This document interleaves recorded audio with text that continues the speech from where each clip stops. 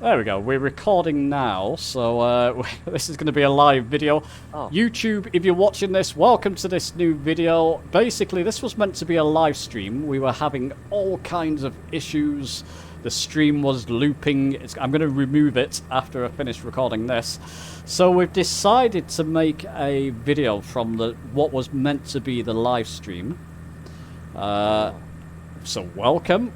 We've landed at our first airport along the way because we're just going to see how it goes, see if it sorted itself out. It didn't do, so we're at Syracuse Airport, Syracuse Hancock, KSYR, runway 28, and we're going to carry on with the flight after everybody's landed. There's Martin Doberman coming in. Lovely landing, Martin. Thank you very much. And we've got Tango Theo there, you can see. Chaps, would you like to introduce yourself for the purpose of the video this time?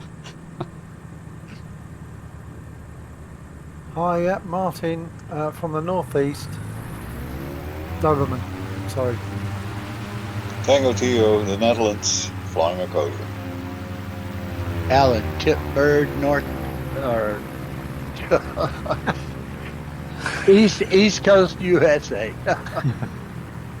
A Bakerfly, Florida.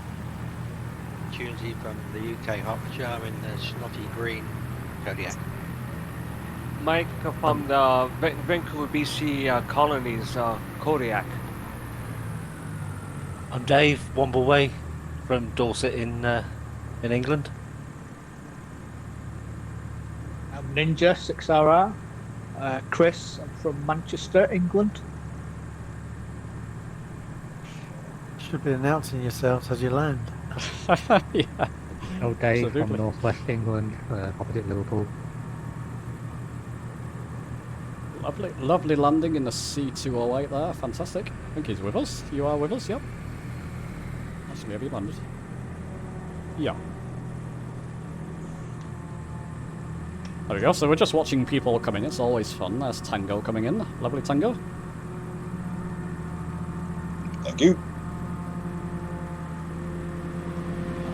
Looks like Bakerfly will be next from the looks of things. Let's hope. You've got Bakerfly and Wombleway up your rear there at the moment.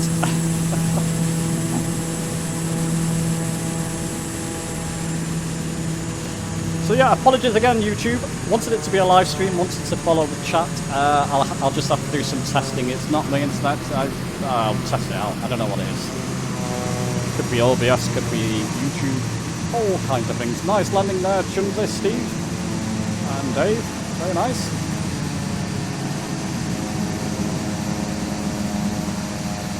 And we've got Rafi coming in. Nice of you to join us.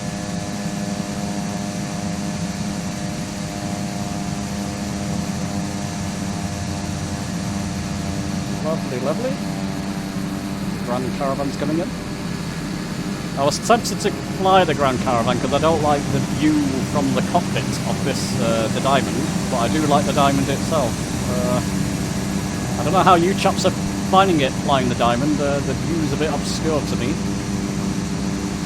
Yeah, Yeah, for it sure. is. Not a big fan.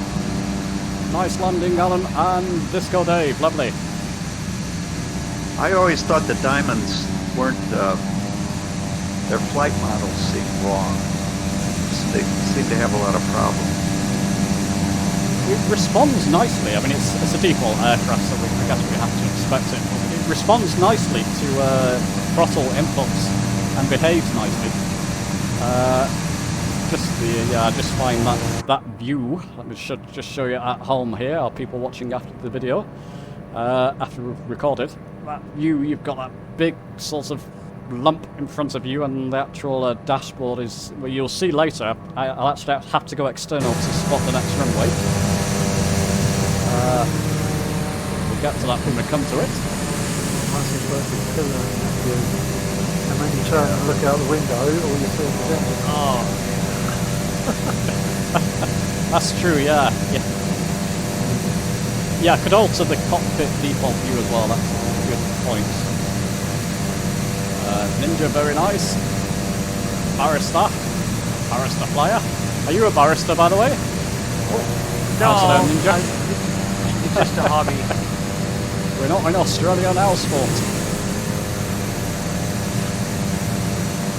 Lucky. I'm still getting used to this new Kodiak that just got the update yesterday. Ah, nice. Yeah, it's a tricky one, isn't it? What Oh, changed yeah. in the update? The flight dynamics completely different than the old one. Really? Oh yeah, I just started flying it last night. It's like I'm trying to learn how to fly it all over again. Goonsy, you have the new update? Just yesterday. I got it just a bit. Oh, no. No, if it was done yesterday, no, I don't know. So, chaps, we're going to carry on now. Okay. Take off in the direction you've landed there. So again, along runway 28. I'll just get onto the runway. Okay. Raise my flaps. We don't need flaps, at least in this aircraft. Just driving through somebody. Apologies there. And I don't know if you practiced this flight, but this next airport can be a little bit tricky to see. To find. There we go. Especially in this particular aircraft, like I said, I had to go external for that. Still not overly happy that we can't live stream this, but it is what it is, so we shall continue and make the most of it. Engaging autopilot. So I'm engaging autopilot and GPS again. I was in heading mode. Just be aware, chaps, if you were in heading mode, just press your nav button again. 1500 again? 1500, yeah. We'll remain at 1500 until we get towards Buffalo later. That's a little bit higher elevation there. Yeah, I've got to say that flight lesson was pretty spectacular. I was disappointed when I saw the aircraft and saw it was an ultralight, because I was expecting... Sorry, say again? We thought you might be. Yeah. Yeah. So a little bit disappointed it was an ultralight, but because I was expecting a Cessna or something, or Piper. I think I was expecting a Piper. But still, fantastic feeling of flight in the ultralight. You know, really a visceral flight, especially when I took control and was banking back towards the runway and goodness knows what. And what did you think of my landing, chaps? Was that your landing? See it. I didn't see anything.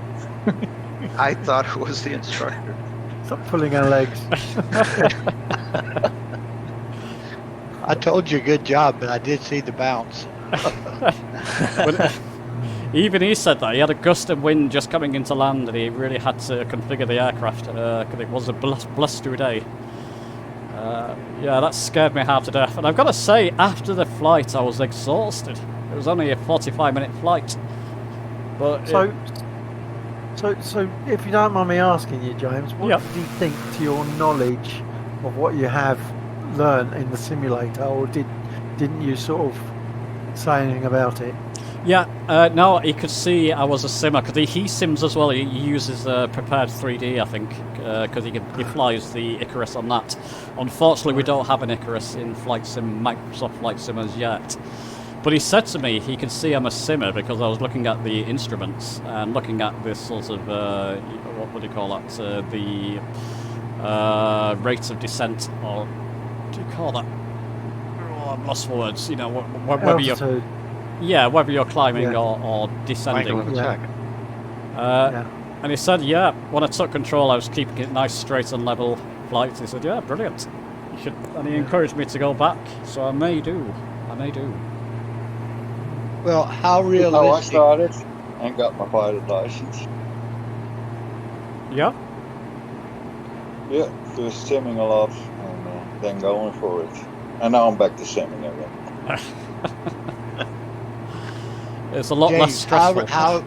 how realistic is the sim compared to the actual flight? It's pretty good. I mean, but you can't simulate everything, but as close as you can get, I guess. It sure helps a lot if you want to go for real. Yeah, I think it depends on your controller as well. I mean, with our current controllers, I don't think we're going to get that same feeling, really force feedback, feeling the buffering and, you know, it's expensive, but that's the avenue I want to go down eventually. I just looked up the Brunner yoke today, and it was about 1,100 including P&P. Oh, that's shocking prices. A lot of money. Yeah. Is that all? Well, you could buy me one if you fancy. Yeah, it's not even the price Nah, of the but graphics also, card. Nothing. in a real plane, you can feel when it's going up or it's going down. You don't have to look at your instruments. And now you have to. So it's. Yeah. But I think flying the simulator is more difficult than flying for real. So, yeah. Oh, it is. Yeah, I've heard that too. If you can do it here, you can do it for real too. Right. It's just that the mistakes are a little bit more costly, yeah? Yeah, kinda. Yeah, you just ask the instructor, where's the sloop up? Right, where's the sloop? Well, for real, I think I would have that fall out of the sky fear. Somebody's having a tango with me. Well, it's interesting because Mark said he lives near the airfield. He lives near Conington. I think he's in Peterborough. I kept calling it Petersburg. Excuse that. It's just a habit with me. But it's Peterborough. He lives around there, and I didn't know. So we could have met up, but maybe next time. I thought Mark was in Oxford. I mean, Cambridge. Yeah, but it's Cambridgeshire. Okay. Yeah, it's not that. I mean, Peterborough is in Cambridgeshire. Okay. Yeah, it's a big county. Yeah. Not compared to States, but for UK it's a big county. Yeah, I don't think he's too far from the showground, is he? Oh, I know, yeah. But Martin, you mentioned one of your friends flies one of the Cessnas there at Conington. I'm not sure if it is Conington. There is a small airfield there, but I've shown him your video, or I've directed him to your video, and he hasn't. Whether he hasn't seen it yet or not, but he hasn't come back and said, "Nah, that's where I fly from." So I'm not sure. I mean, it's called Peterborough Business Airport. It used to be called Conington Airport. That's what I refer it to. Yeah. But it's now called Peterborough. I mean, I think it's just a grass strip where he flies from. Oh no, that's a proper runway they have there. Right, yeah. So it's not. I don't think it's the same. What Tango? Was it yourself that said you flew in the Icarus? Yeah, I flew that, and especially the one who came before. There was the C-22. There were several versions. That's like open flying. Oh. Wow. It's a very unique aircraft, isn't it? You got the stick in the centre, and you've got a little bar for the throttle underneath your leg space, in between your legs, basically. I've never seen anything like it. But it is a very safe safe to fly aircraft, and cheap to own and maintain. So yeah. Oh, okay. But it's the low end of microlights. You got microlights to go 300 kilometers an hour easy, and outperform a Cessna easy. So big range. Wow. Yeah. Yeah, I mean, we were cruising about 70 knots in that, and it felt slow. It felt very visceral, but it felt very slow as well. Yeah. We can go for another one, James. You can use your celebrity status and demand a Cessna. Right. Just, do you know who I am? He didn't. Who are you? In with your garage, and do you know who I am? Oh no, there's hundreds of us out there at the moment, Steve. Unfortunately. But there's only one Hudson. That's true. Yeah, there's only a few good ones. Thank goodness. So yeah. Not everyone gets an airport named after him. No, that's true. No, that's a huge honour, I've got to say. So I'm showing 22 knots, 22 nautical miles rather from our next touch and go. This one's a bit tricky to see. Like I said, I hope a few of you have practiced this one. Because I can't show you on stream. Nope. No one knows anything about practice. So this I is... spent half the night practicing my Kodiak. Ah, okay, you're going to love this next one then. This is going to be a touch and go as well. It's a grass strip airport, runway, this one. Oh. And I can't show you on stream where it is. The idea was I was going to show you on stream where it is, so I guess if you're unsure, follow me in. That's my plan anyway.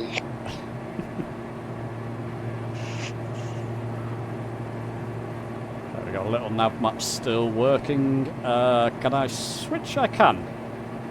Yeah, what we're going to do, chaps, fly to touch and go here. No sooner do we land and take off again from here. Rate of Rochester is about 12, 13 nautical miles out from our next touch and go, where we'll do a full stop and we'll clear our flight plan.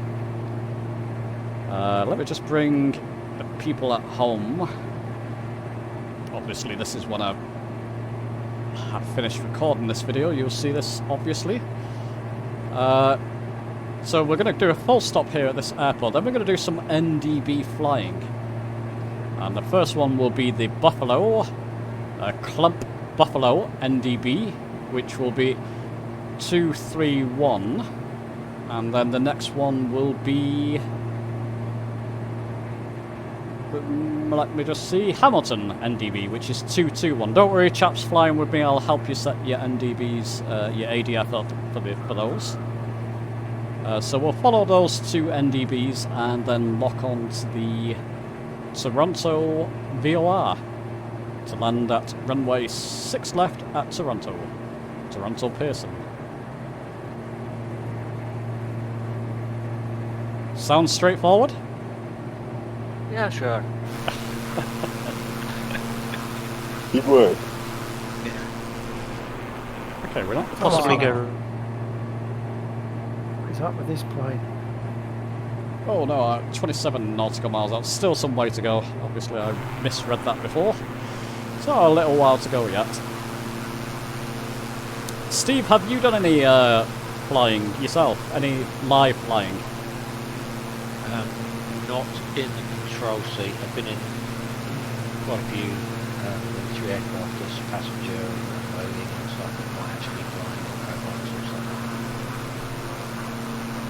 something. Okay, you might want to raise your volume a little bit there, Steve. I just about heard Okay. you, but... Okay, give me 2 seconds. Sure.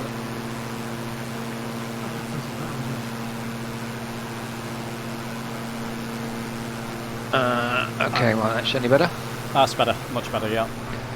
A fair bit here and there as passenger loading and the technical crews, but nothing in the pilot's or co-pilot seat or training. Okay. Well worth doing. I probably wouldn't have done it. Well, I wanted to do it for a long time, but I probably wouldn't have done it yet if I wasn't given that present. But it's, yeah, I think once it gets you, once you've tried it, yeah. you want to go back to it. I would like that. I said the first aircraft I went into was a Hercules, so it started large. Wow. But I went into a Hercules before I went into any commercial, even an airliner to travel. Yeah, was a Hercules. Huh. Don't you have to pay? Sorry. No, go on, carry on. I was going to say, don't you have to pay for like a subscription to join these to do these flights? If you want to do all these training flights, isn't there a yearly subscription you have to pay as well? Are you asking me or Steve?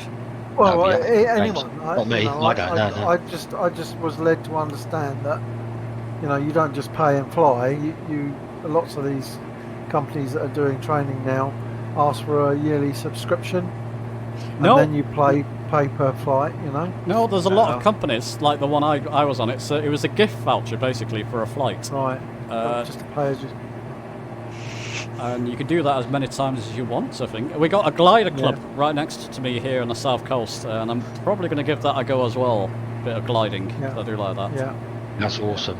That is amazing gliding. Make you feel a bit sick sometimes trying to get the thermals to go round and round and round, but apart from that, it's wonderful. It's quiet. It's beautiful.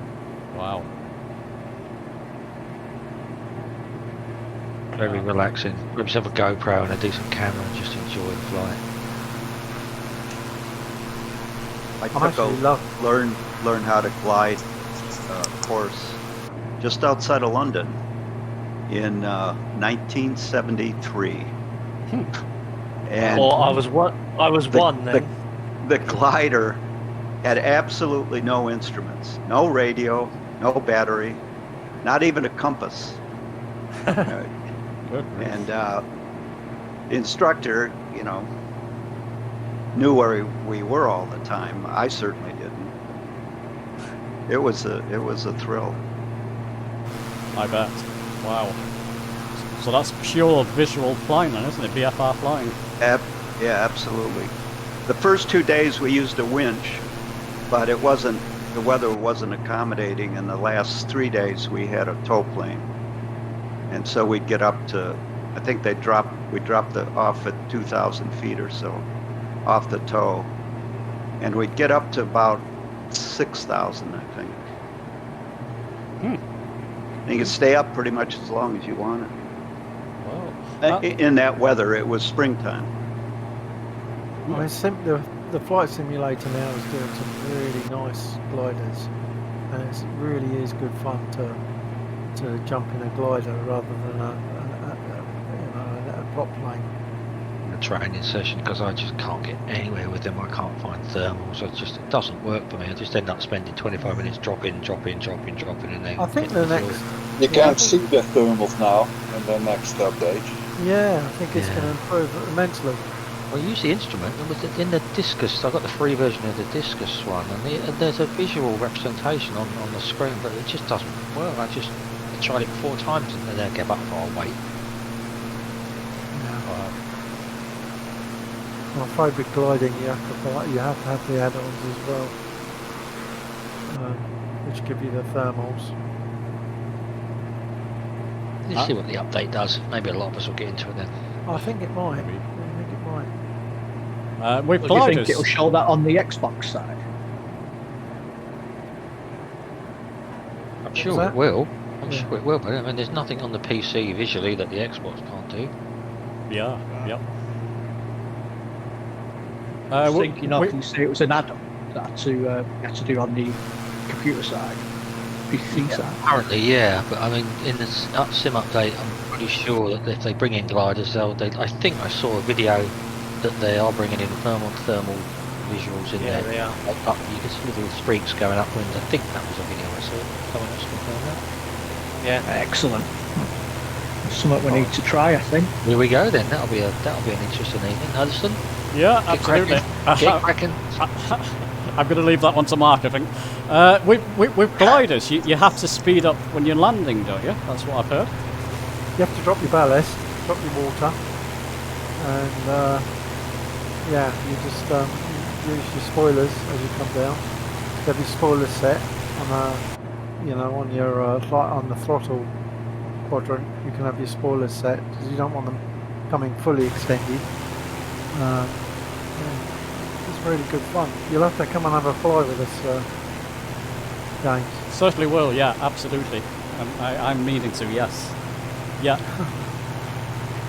Yeah, Steve. I drop water on a lot of my landings. So again, you got.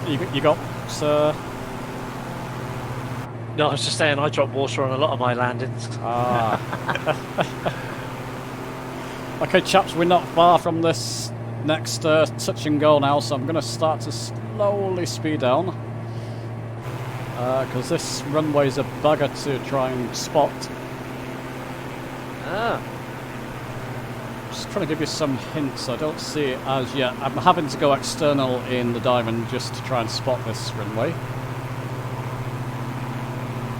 So if you're wondering at home what I'm doing, that's what I'm doing, because in the cockpit itself it's not the best, even if I change my default view there. Still remains difficult, although we're doing okay at the moment. Visually, once I start to drop the speed though, there we go, coming towards flaps, stage 1 flap speed there. Yeah, it's just going to be difficult from in the cockpit. So let's see. Got a little nav map running as well, so I'm cheating a little bit there. Is this Greater Rochester we're coming towards? No, this is NB, let's just think 4N. Oh, KS. 4 November Kilo 5. Got it Yeah. halves. Yeah. So this is the one before Greater Rochester.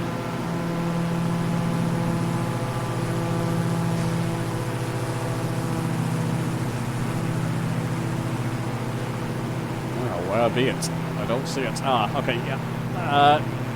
How can I best describe this? It's in a lightish looking field. You're heading straight towards it, basically, with your autopilot. But it's a lightish field, and on the right-hand side is the green strip, landing strip. And there's buildings just ahead of it. There's a few buildings just ahead of it, the area we need to land in. Showing the people at home, it's around this area here, I think. Which runway is it? Runways are 08 and 26. Okay. Like I say, if you're not sure, follow me in, but I can't promise on this one. Although I've done pretty well practicing with it. Should be okay. I'm just You're going to come dropping in on my... 26, James? Yeah. 26. It's just C26. Listen to me. My word, that's the first time I've ever said that I know what I'm doing. Don't believe any of it. You always pick up stuff listening to other people, even if you don't know what you're doing. Oh, absolutely. So it's just here, basically. I'm showing people at home. So, how can I best describe this? If you see the trees suddenly stop in the distance. There's a few buildings, and there's a light field just behind it, in your current heading. Is that helping? The first light field after the buildings? Yeah. Well, I seem to be going in first, so just follow the flames and the smoke. Brilliant. We're going to follow you then, Steve. Yeah, just go for the head for the fire. Right, autopilot off. There. Okay. Let's just make sure we're heading... Oops, don't want to do that. Keep it set on in the cockpit now. Slow down.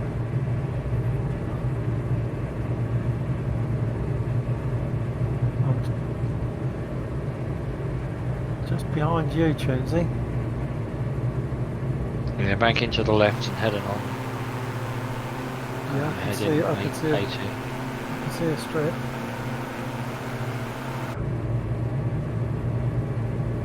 Yeah, I got it. I think I can see a strip. Yeah, it's an asphalt strip in the grass, yeah, in a large field.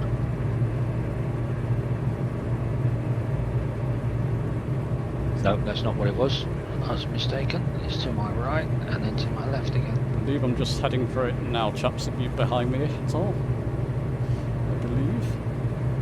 I'm right behind you. Right.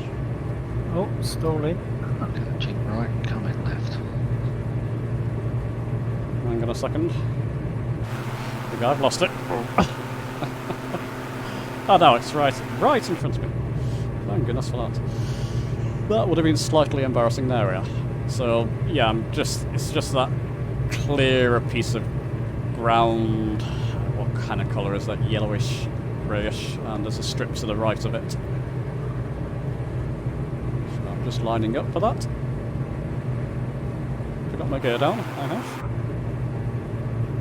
So touch and go here, there's trees just ahead of it. It's a bit of a tricky one, this one, chaps, just be aware. I'll slow my speed down now. Horrible feel of view in this aircraft. Let me slow my speed right down. Have you all got it? Yeah, I think Wing we're shot. Yeah. Right. just a touch and go. There's no clear markings on the runway either, I'm afraid, so... back in with the throttle. Up we go. Landing gear up. Flaps up. And we can follow the autopilot. Just be aware that Greater Rochester is about 12 nautical miles away now. Engaging autopilot. Let's just get outside. Mouse out a little bit. You can catch anybody bouncing or... Oh. Yeah, you all seem to be in the general direction, right direction generally. That's great.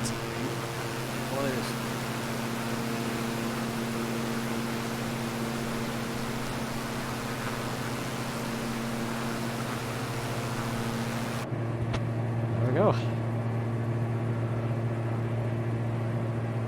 Yeah, it's a real pain again. I'm going to repeat that because we spend... I mean, Mark, if he was on here, you know, I was going to talk about this in the stream anyway. We could spend something like 4 times... Oh, what's happening? Are you okay? One ninja took a dive. Yeah, for some reason my engine just shut off. Wow. I'll be with you in a minute, chaps. Okay. Oh,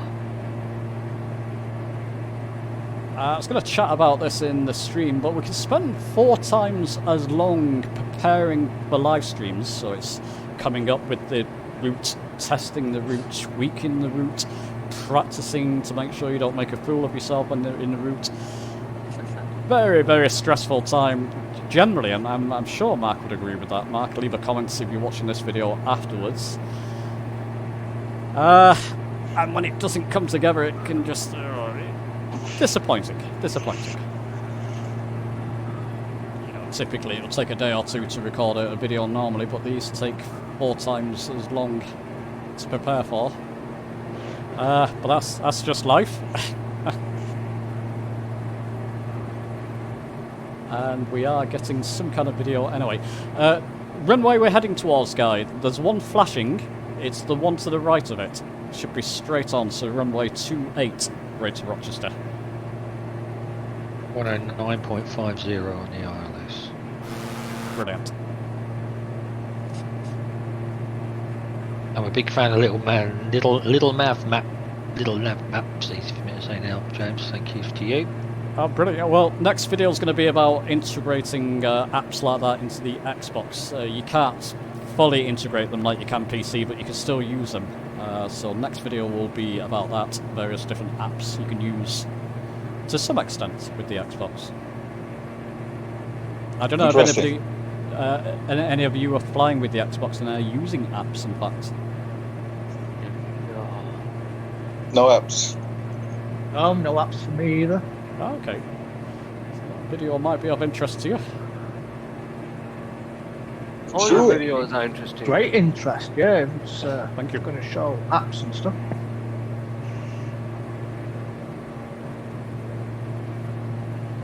Steve, you're taking the lead there. Lovely to see. Okay, as long as I'm coming in the correct runway for you guys. 28, yeah. 28, yeah. One directly ahead, not the flashing one. PNG.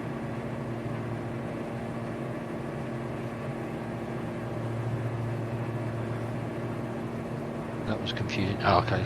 Yeah, I got it now. I thought it was a very short grey strip. It was actually a block of tower block. It looked like a very short horizontal strip, but it was a vertical tower block. Well, it'll be fun to see you land on that. Challenge accepted. So this is great. We're seeing both Dave and Bumbleway Dave and Chunzi ahead of us there. And we got Disco Dave right beside me, which is great. Oh, lovely. Look at this formation landing here. Oh, look, there is a runway on top of that tower block there. You'll see it. That's perfect. Look, oh, that's no problem. Right, I'm coming back. Is there? Is this full or TNG? Look at it's like a double cross shape, and that's landable. I know you probably end up going straight through it, won't you? Probably. Full stop landing. Yep, this one. Okay, thanks. Nice looking airport. Yeah, this might be one of the US handcrafted airports. I'm not sure. Yeah, trying to find the routes around Canada. I mean, it's so spread out, Canada. You know, all the cities are well away from each other, so wasn't the easiest task, to be honest. This is a more scenic route, I think.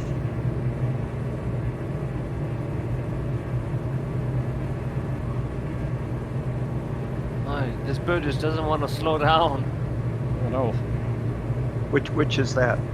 The Kodiak with the mods.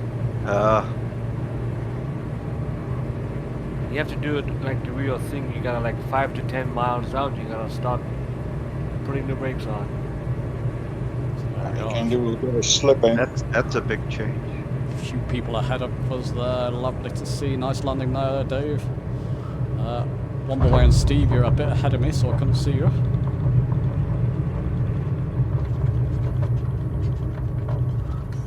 There we go. Let's just pop outside. Catch a few people. Yep. Calgary International through the Rockies, Banff, Jasper, all the way through to Vancouver Airport. That's quite a nice trip. Oh, okay. I'm sure there's a Canadian in here. I heard earlier on. He'll vouch that's a nice trip. Nice. Nice landing there, Baker Fly Ninja. Great for you to join Thank us. you. Thank you. Lovely. Ruffy, very nice, and it's great to see you as well. Sorry this is not a live stream, but it's a video. Tango, very nice. Two Kodiaks coming in side by side, or one behind each other there. Very, very nice.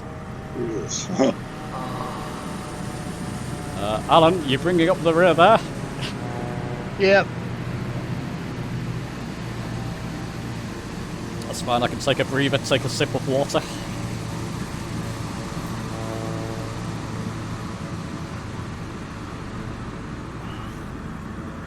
Won't be anything spectacular to watch. I'm just going to take a quick break. Yeah, no problem. This is where we'll be clearing. If you want to go ahead and do that, chaps, actually, you can clear your flight plan. Actually, I'll wait for Alan to come down, then we can do it together. It's pretty much the same in it. There's a Kodiak, I still don't own that, I must get a hold of it. Does it have the G1000 NXI? Yeah, it's very good. Yes. Right. Such a good aircraft, James. Really is. I really must. I've been so busy with the defaults, to be honest. I'm going through all the defaults at the moment. The water version is very good now as well. Very good. Heavy. Smooth, Alan. Heavy.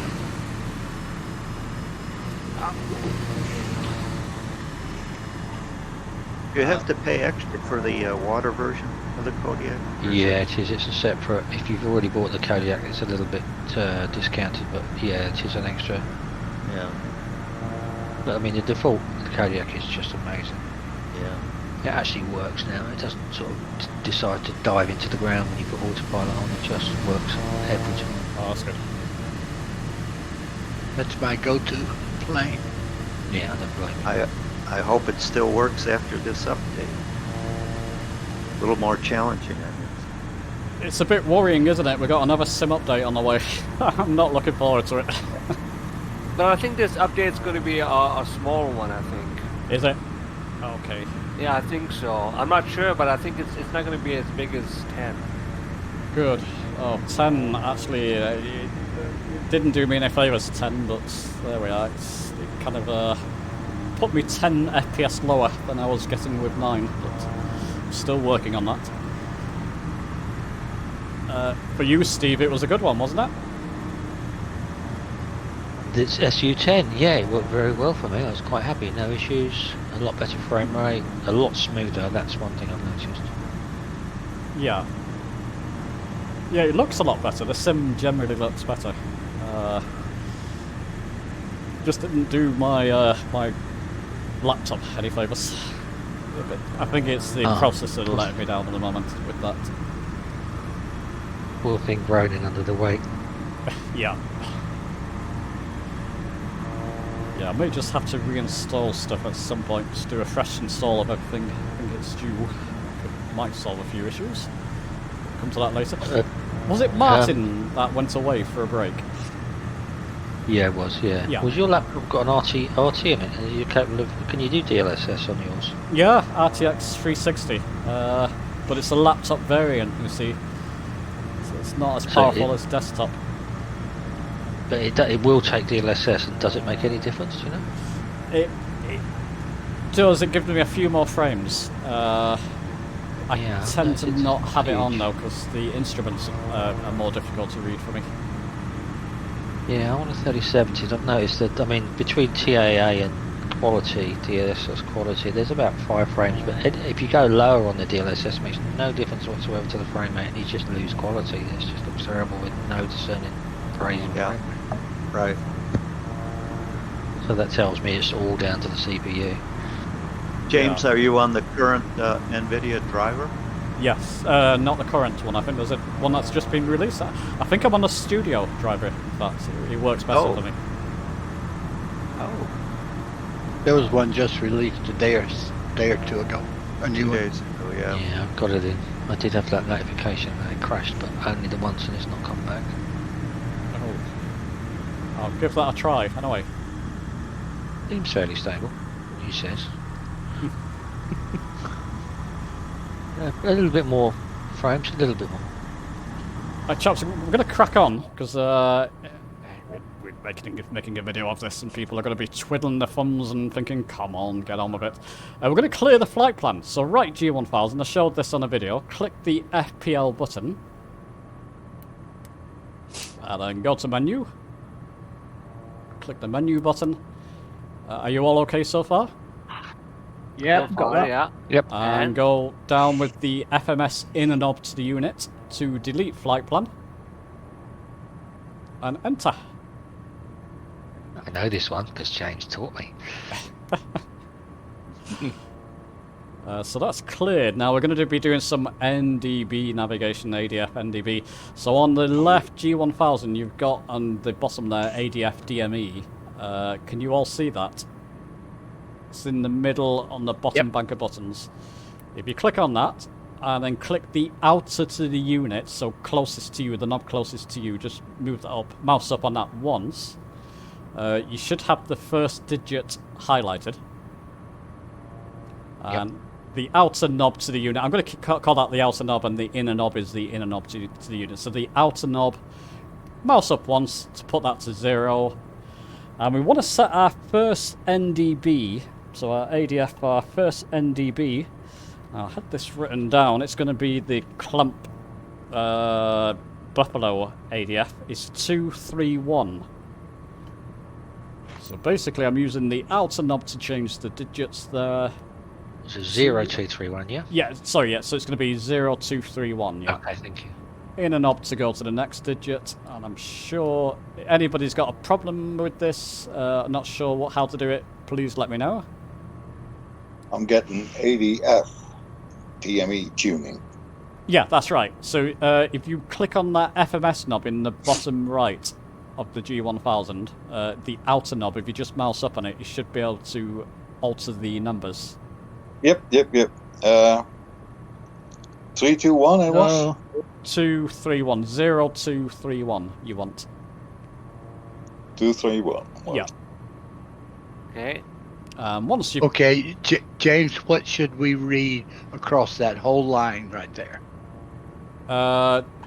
So it should be, you should have ADF 890 will be the default setting, which it's on at the moment. And then there's a line with 2 arrows.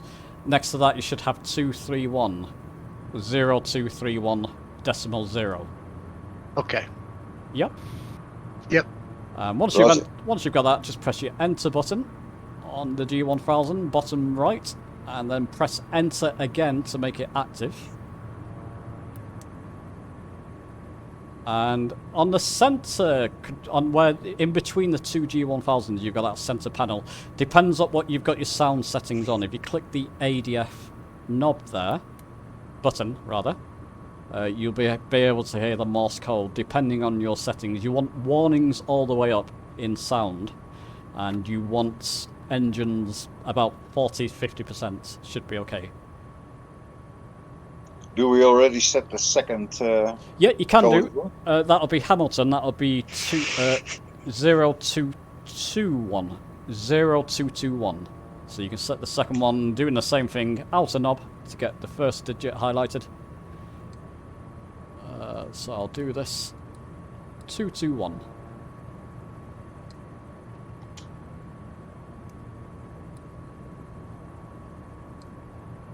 Might have to repeat this for Martin. I don't know. Martin, have you returned? Nope. That's okay. You can go all over it again. Oh yeah. when you've entered that second one, don't have it as active. You want 231 as active. That's the closer one to us. You won't be able to hear anything yet till you get up in the air because you've got to be at a certain height to hear the Morse code. My ADF is flashing blue. Yeah. Even though I hit enter. Oh, okay, but which is green? What number do you have it as green at the moment? 1400. Oh, no, that's not right. You want to pressing enter, the enter button on the G1000. I do, but it's not. Could be the update for the Kodiak maybe. No, it's not that. I've got the Kodiak in the update, and it's working here. I got green 231.0, and the other one is 0221.0. Okay, I've got 231 on the green now. That's great, brilliant. That's what you want. Okay. On the blue, on the blue, you want 0221. Okay. That will be the Hamilton.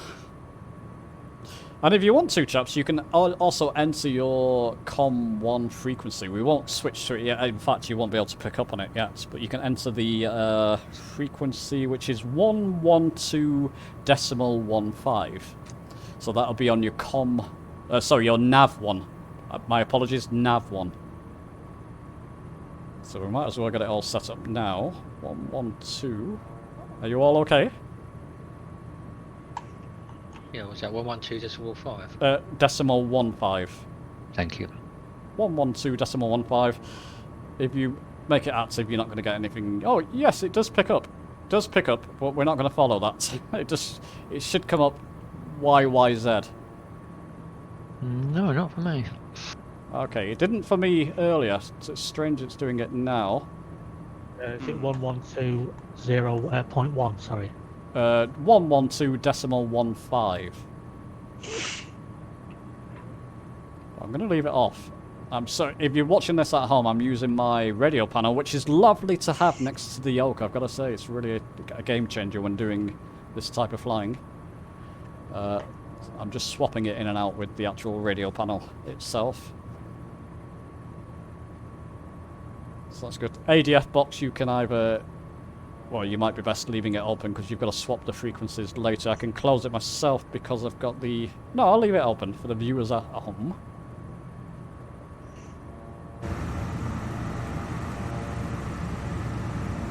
Does anybody else use the radio panel? Or similar? No. I've got a small box that connects to the Xbox. I've got the radio panel, but it didn't activate this flight.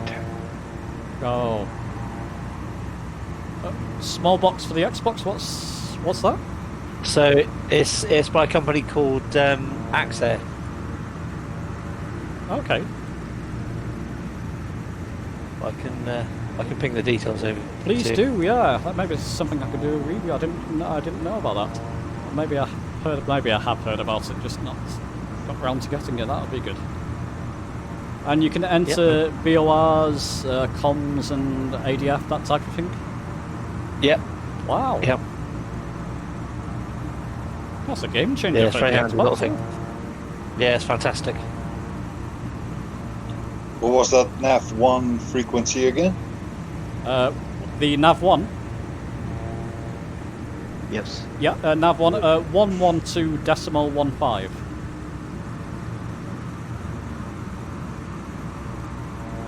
Which CDI do we need to follow the ADFs? Because we've got a choice of VOR 1 and 2 and GPS. Keep it on GPS for the ADF. Okay. Yeah, you should see, once you get up in the air, you'll see a blue arrow. And actually, what we can do, what we can do, chaps, go to PDF options on the left G1000, PFD options, and go to your bearing. So once you've clicked on PFD options, let's just do that again. PFD options, bearing 1, and press it a few times till you see ADF. Okay. And that will give you the actual bearing to the ADF once you're up in the air. It's quite handy. Lovely, thank you. So, Doberman's up in the air. Martin, are you leaving us, Martin?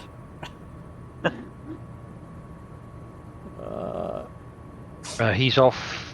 Right, off okay. The voice chat. Oh, he's off come voice the chat. I think it's because it's just to do with being able to see the screens. Oh, it could be. Okay. He's going to do visual. Yeah, he'll accompany us visual. Okay, brilliant. Okay. Okay, let me just... I've got a Discord message. Did he leave a message there in Discord? Perhaps? No, it doesn't matter. Okay, chaps, so in that case, we can get up in the air, so we'll... pretty much facing the runway. I'm just going to go for it. So just follow this runway heading out, 28.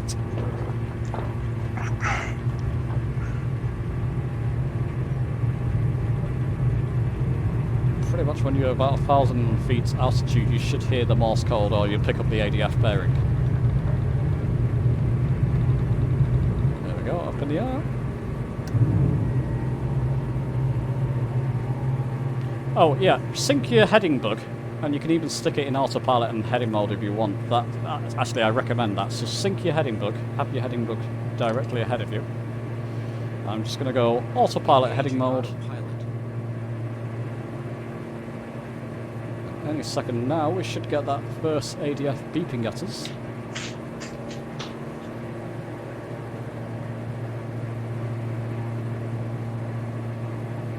I hope I entered the right one. Always worth double checking. 231 should be. There we are. So I've got the beeping and I've got the bearing in the ADF bearing tab there, which is 271. Are you all picking up that ADF? Not yet. Okay, should happen soon. Yep. Great.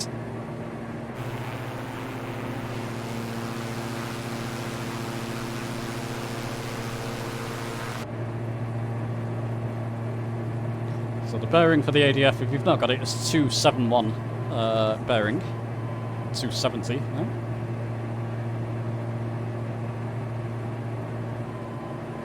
And you should have a blue arrow. Once you picked up the ADF, you'll see a new blue arrow on the GPS circle there. And that's the heading towards the ADF, basically.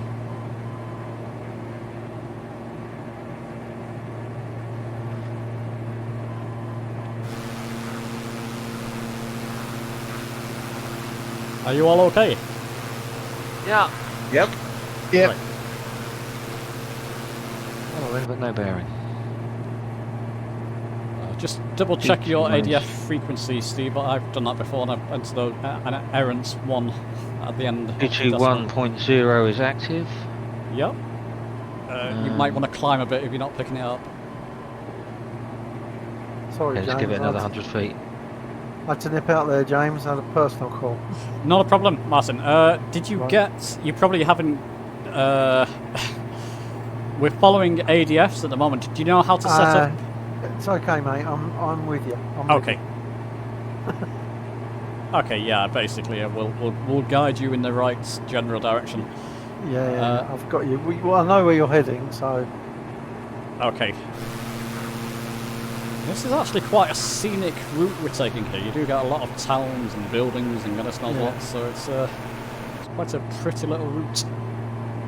You're heading to Buffalo, aren't you? We are, yes. Yeah. Oh, chaps, surprise! On the way to Buffalo, there's a runway. Another one. Okay. We'll be doing a touch and go at Alcron. I'm not sure if it's an airfield. I'm just looking at little nav map.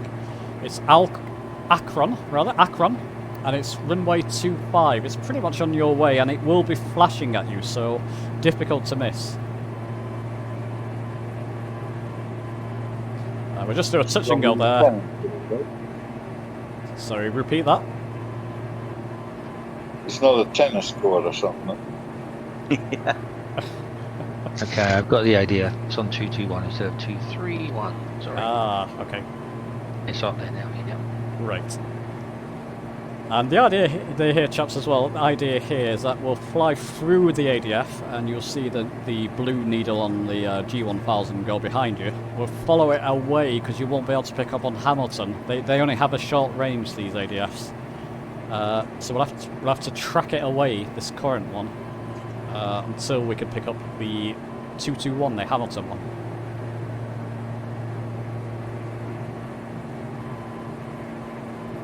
Oh dear, it's complicated flying for me. Cool. It's fun to do because you are just using the old method of navigation. Using your brains. Using your brains. Yeah. That's my problem.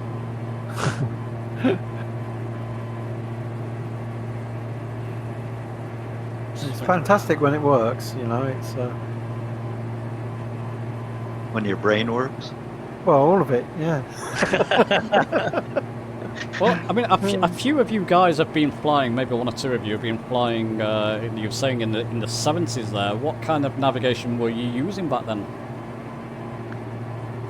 Well, I was not flying. I just took a glider course, and as I said, they had absolutely no navigation, but we weren't going anywhere. We just stayed above the field the whole time. I did As that best when I we was. could. Yeah.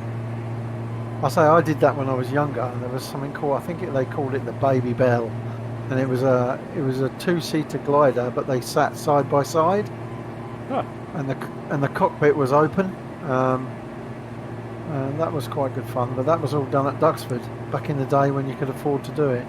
Well, that's not RAF training glider. Yeah. No, this one was the front and back seat, and it had a canopy. Yeah. But, it had just the very basic controls. Yeah. Nice. I'll put a picture of it out on Discord. Yeah, that would be great. What I would love to fly, and they have one around here somewhere, is the old Sopwith Camel, kind of like the old World War I fighter planes.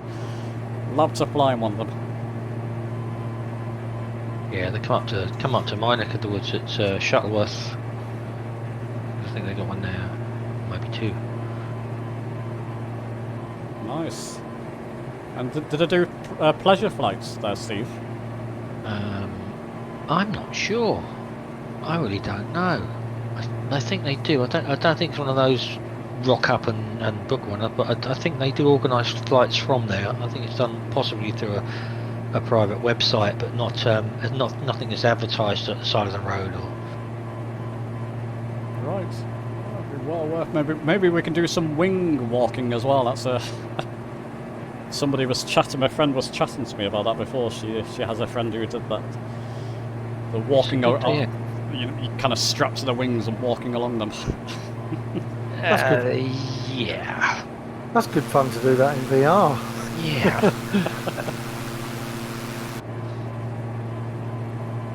There we go. I don't know if any of you chaps can help with this. With the DME, the distant measuring equipment, you can't measure the distance to the ADF, can you? That's a question. I've not found a way of measuring the distance to the ADF, only VORs. Yeah, that was only for VORs. Well, that's a shame.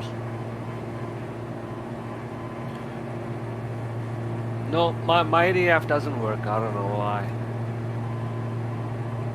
Really? I just have to follow you guys. Double check it, because honestly, just an errant number could. So it should just be 20231.0.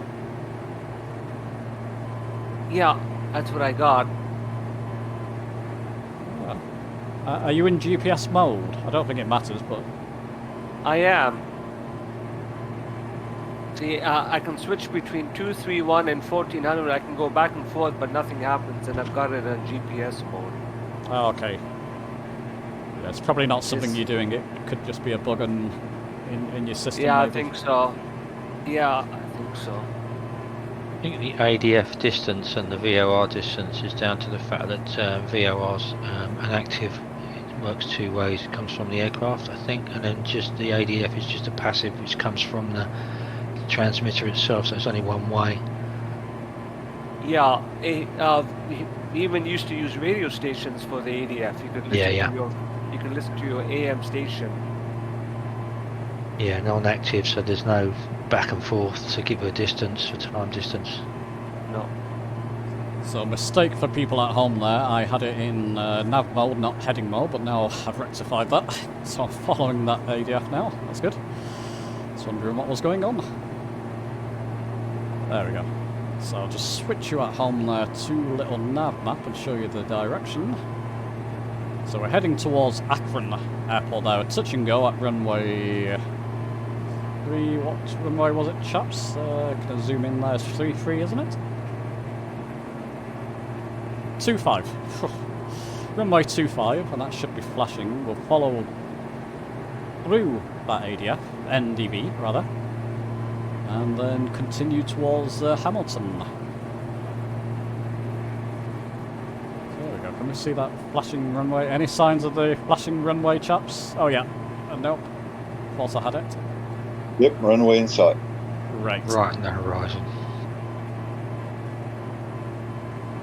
Don't see it. It's not showing up for me, so it'll have to be a visual approach this time. Yeah, I'm saying not for me either. I've got the sun in my eyes, so... Yeah, change the day, time of day if that helps. Yeah, I can see it. I can see it. I'm a little bit behind you, Hudders, and you are heading directly to it, and it's just below the horizon. Oh, it's Kilo India Alpha Golf.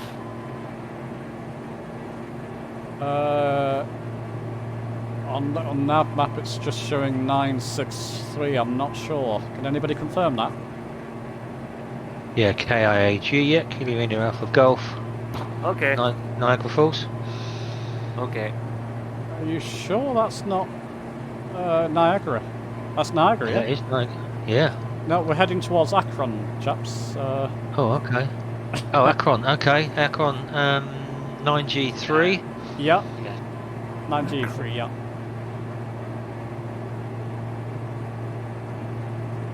I think that's the runway there. You was at home, I think that's it. Well, we'll find out. Altitude of 835 feet. Yeah, we're flying pretty low. I forgot to raise our altitude as well, but never mind. We you can actually go up. I'm going to go up in altitude a little bit, chaps. Actually, I'm going to go to 1800. In the diamond, the vertical speed is to on your left, G1000. On your right, G1000 rather.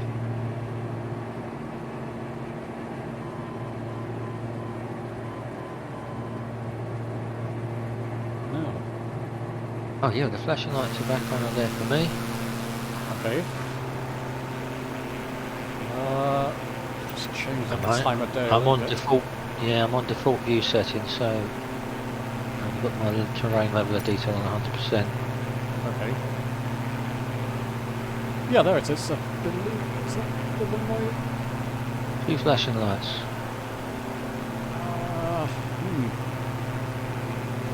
Just check inside the aircraft. Yeah, still a little bit of a distance from it, so that's okay. I'm not too worried at the moment. At 30 degrees to your port side, I think. Okay. Sorry, I just had to use my Y key catch up. Right. Don't worry about today. It's one of our streams. I think that's the runway there.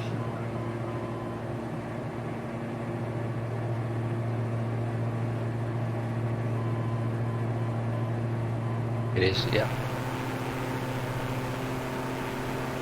It's like the NDB is not quite on the runway. No. So we're going to fly NDB or just fly past over the NDB and pass the runway? What do you want? Yeah, we're going to land at this one here, Akron, and then fly through the NDB. Thank you.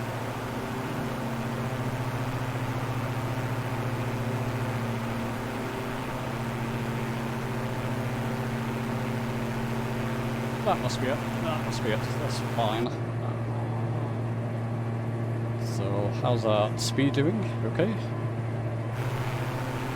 Yeah, that is it. So, get that speed down, get to flaps 1, and kind of close to flaps 1 there.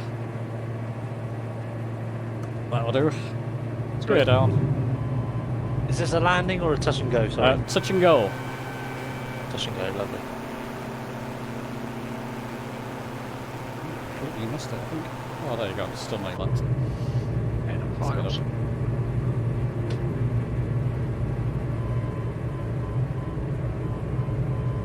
So last moment dive to the runway there.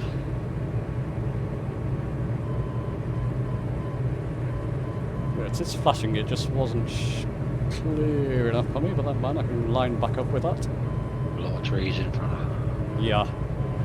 Getting a bit of a tricky one, chaps.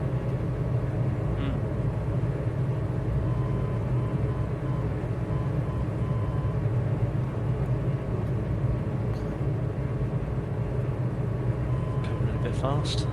Dave's in, he's taking the St. Bart's approach. Dave, I just saw you there, very nice. See you coming in. Steve, you're really going for it there.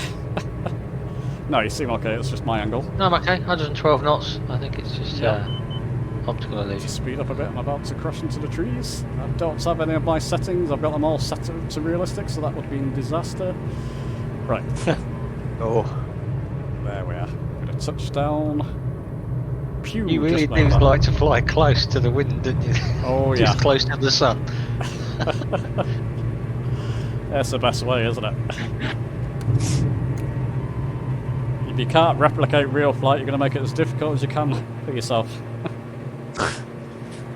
And back on heading mode there, should be in heading mode already. We should be heading towards 272,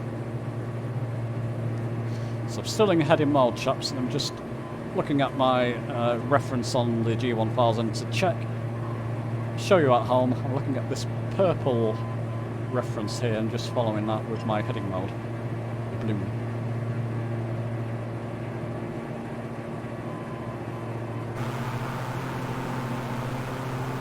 This is a lovely looking default aircraft, the Diamond, isn't it?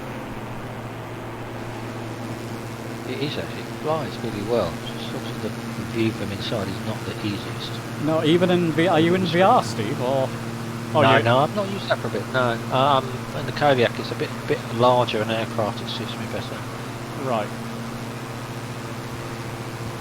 Well, you're all still there, still behind, so that's good. That's a good sign, a couple of people in front there. I think the Melvis is the best dual-propped aircraft on the market. Yep, agree. Nice. Which model, Melvis? 310 I think he's going to say. Yeah, 310, yeah. Yeah, amazing. I mean, the 414 is very nice as well, but Melvis just seems to be so smooth and, you know, it's really trimmed up nicely. Does it have a G1000? No. 750 I think, isn't it? I think it does, yeah. Adequate. I think it would spoil it a little bit with a 1000. Yeah. But the choice There's a would good be nice. there's a good video of it. I think it's called Harris in Africa. There, it's a good.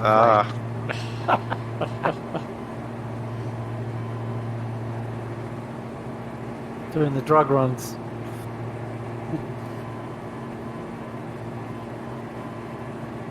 So yeah, back to that subject, chaps, trying to get controls to feel like a real aircraft. I think force feedback is the way to go. Are there any good force feedback sticks out there? with the range, HOTAS ones, the very, very expensive ones, but they're not standard. You have to have the motorised units, I think. I'm sure about the pure sim. I don't know, we used to use them when we used to fly the drones remotely, but things have changed in 9 years, 10 years. I don't know of any with feedback. I just think everything stopped supporting it now. It was in favour in the late 90s, early 2000s. I remember having 4-speed joysticks in the PC. Microsoft Sidewinder. Yeah, amazing. Oh yeah. And then they disappeared. It went out of fashion for Love some that reason. force feedback one. It's nice, but only for PC. Yeah. I think somebody would make one. Yeah. Now with Flight Simulator. Yeah, then it's got to be supported, isn't it? I'm pretty sure that this doesn't. Yeah. And would they ever? Yeah. By the way, chaps, I've flown through the NDB. I've just changed my bearing to 280 now because we want to be heading in that general direction. So 280 bearing with the heading. Got it. And if you switch to your other NDB, ADF NDB, you'll find that it shouldn't pick up yet. You've got to be a bit closer to it. I've just switched to it and I'm not getting any Morse code or signal. So I'm going to track the other one. I'm going to go back to 231 and track it away. Yeah, the arrow just went south, so we passed it now, eh? Right. Yeah. What was our second ADF frequency? 221. 221. Got it. Yeah. Yeah, I mean, I contacted Brunner because I was heavily, at one time, going to contemplating getting one. Not so much now, but I was at one time, and I contacted them, and they said force feedback is fully supported in Flight Simulator. And I've read in a couple of forums it does work, just some aspects of it don't work.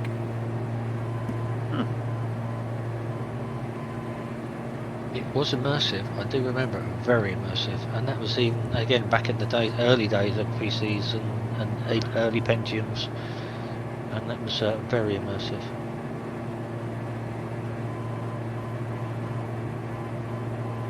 Yeah, it makes a difference. Even the old Xbox controller, using that with the Xbox when it first came out, that was, you know, you got the rumbles when you were on the runway, and that was pretty much that's pretty much all it did, really. Rumbled on the runway, but still. Yeah, I wonder why it's gone out of fashion. I really don't know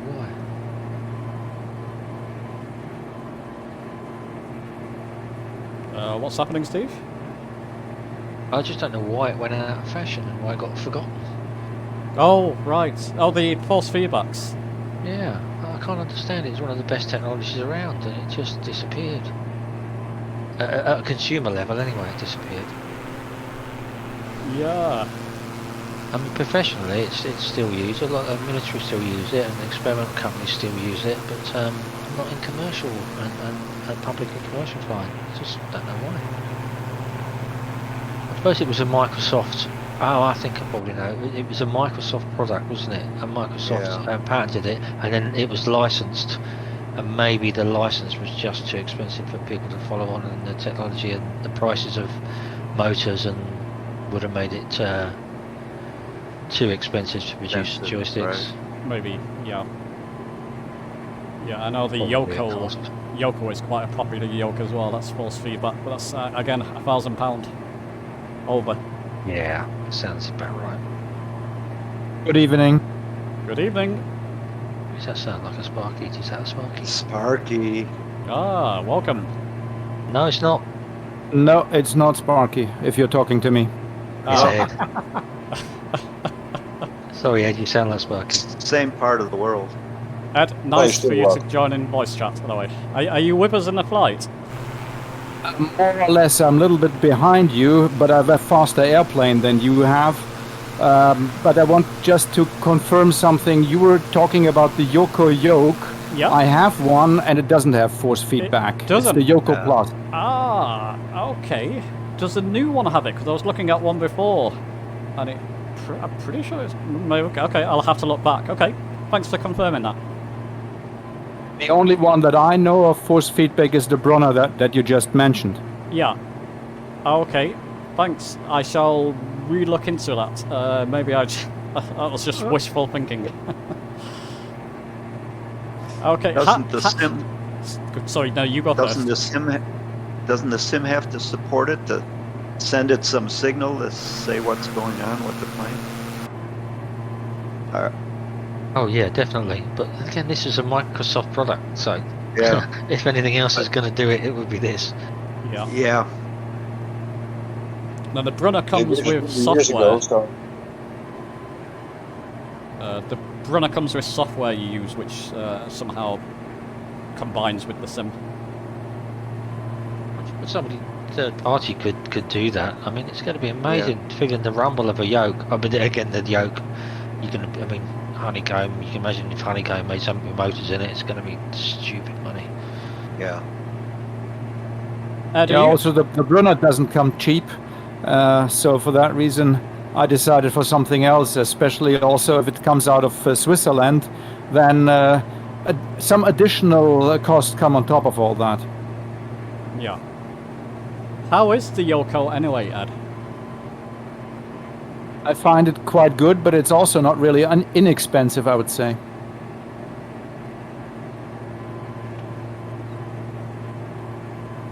I'm gonna risk loading up that site. I'm pretty sure they have a newer version out that supports force feedback, but I could be wrong.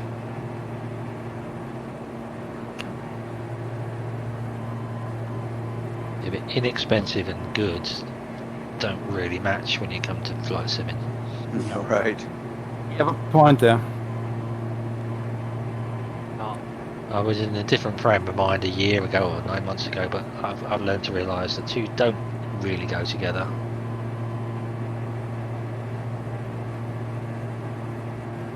Yeah, I think the Honeycomb is a kind of a sweet spot for inexpensive and still okay quality. I have the throttle quadrant from them, which is, I think, quite okay. I don't have the yoke. I never tried it, so I can't comment on that one. But the problem for me was the additional cable, which I didn't like. Oh, okay. From the yoke to the unit itself. Yeah, it's it can be, and well, I don't notice it anymore. I've cable tied it so it doesn't flex and bend. But I did.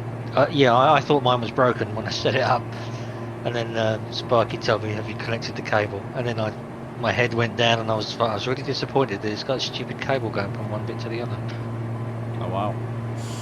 So there's no electronic connection through the yoke bar itself. It's a solid bar. There's nothing there. So there's a cable from the back of the yoke to the actual unit. But I mean, if I've cable tied it to the shaft, so I can't see it. But it's strange. But then again, they do that on some of the top high-end top steering wheels as well. Most of the high-end ones have a separate electrical connection between the wheel and the base unit because there's just too many buttons and things. So it's acceptable. At least the yoke's reasonable quality.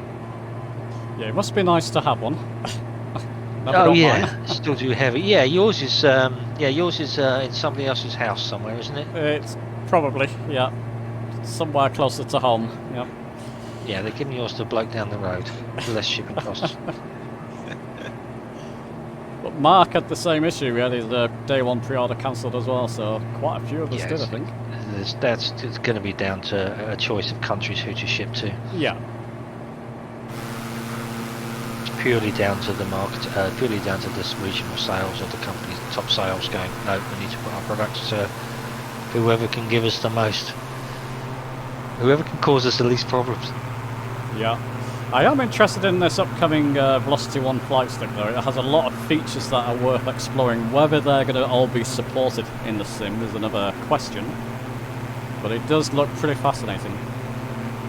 It looks so packed full of tech. I'm going to wait to see, and I'm not getting one, but I'm waiting for the reviews and see what happens. I'm skeptical, but the price, I think it looks pretty good, doesn't it? It does. It looks amazing. Yeah. Chaps, if you're on if you're close to me, I've picked up on the other NDB now, Hamilton 221. Just got a reading on it. So you should be able to pick it up imminently if you haven't. Got it. Not yet, but I'm a little behind. No, my ADF is definitely NS. 292 for me. Yep. Yeah, 291, 290. Yeah, perfect. Yeah, I'm just sceptical about the velocity flight because they're obviously catering for a budget as small a budget as possible to retail that as low as they can, and there seems an awful lot of small and delicate tech for people that are going to pack those joysticks and put them together for it to work well. There's too much tech in a very small thing for it to be confident. I'll have to wait and see what people say. Maybe. It just means quality goes down if you try and put too much in. But we'll see. Yeah.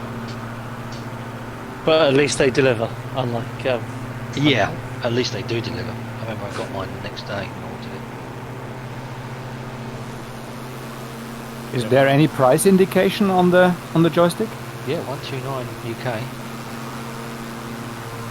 Or 139, I think. Is it 129 or 139? No, I think it's 129. 119. 119. It was one. Oh, 119. 119. Yeah. That's crazy money. I'm happy with my X56. Well, it has a lot of possibilities.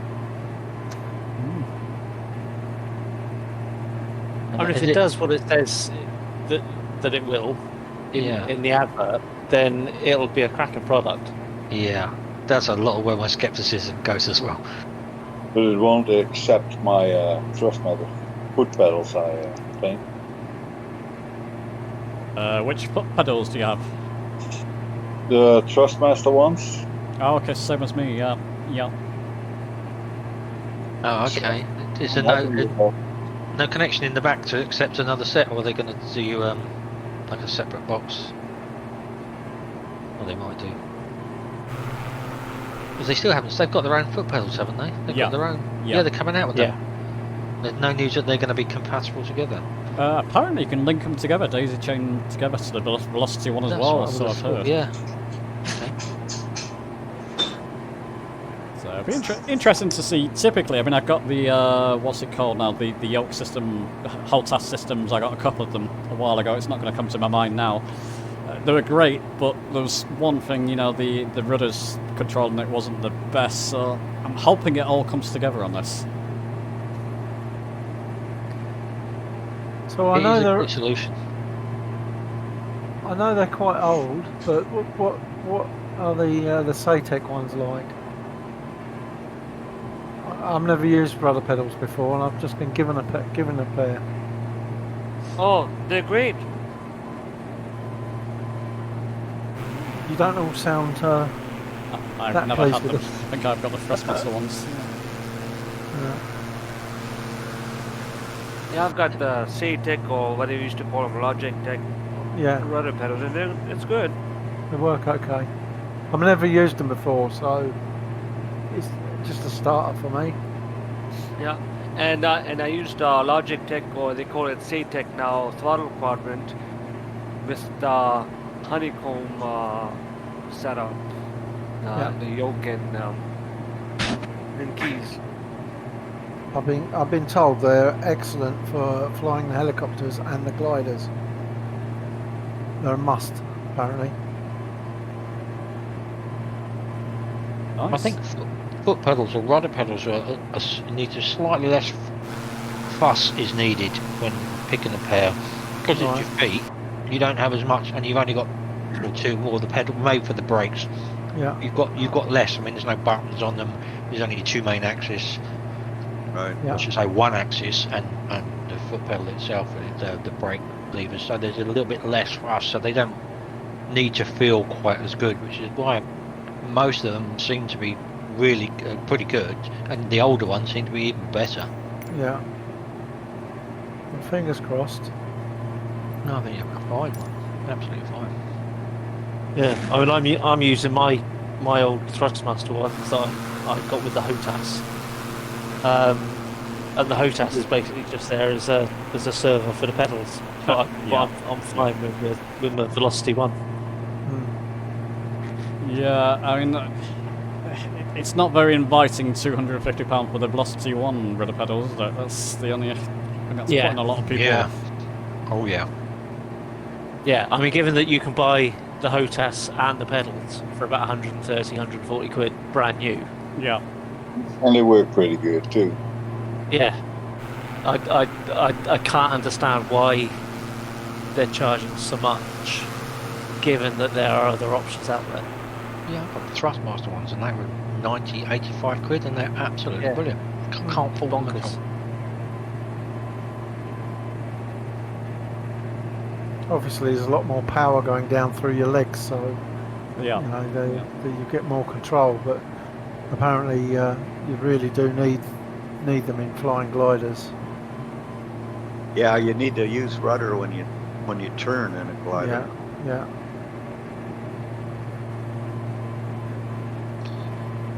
I use the rudders in all the planes.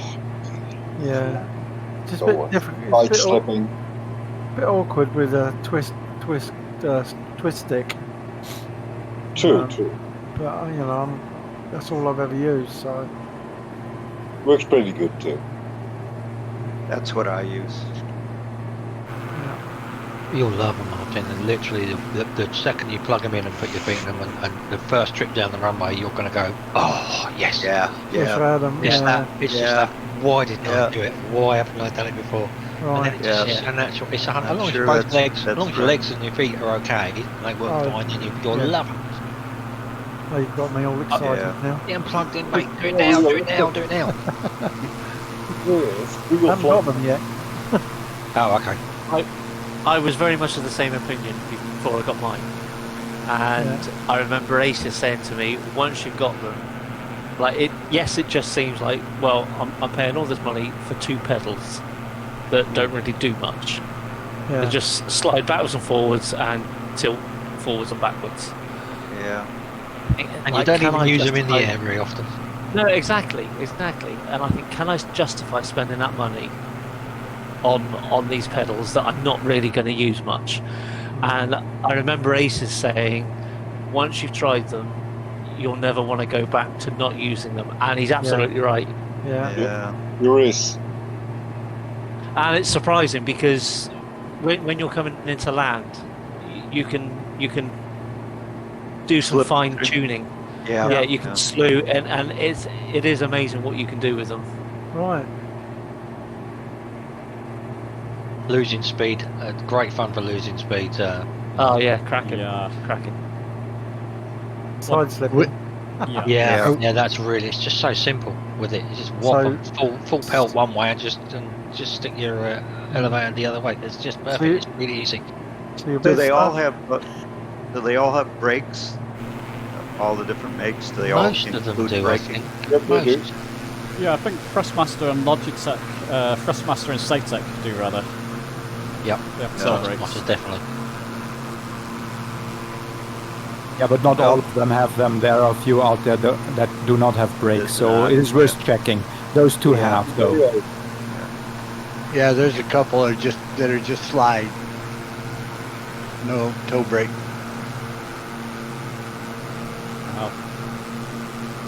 So we're not far from Hamilton, NDB, chaps, coming close to it. Once we pass through it, once you see the blue needle go behind, we can go to our nav1 and make that active. For those of you who weren't here, nav1 will be 112.15. That will be for Toronto Airport.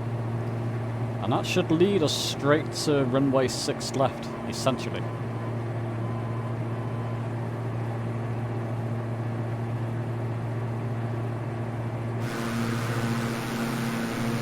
There we are. So we will get to see some of Canada, at least.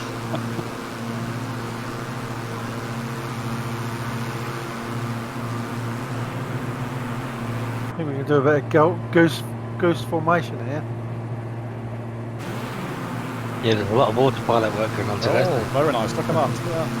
Ninja below. I've got Chungsy to the side. Disco Dave to the side there. The name tag's not showing whoever's just behind. No, you've disappeared, Steve. Your name tag. But who's just behind Steve? Very nice formations they are. I've got Rafi just off my 1 o'clock. Oh, sorry, Jonesy. Oh, it's you, Martin. Thanks, Jonesy. I might have known.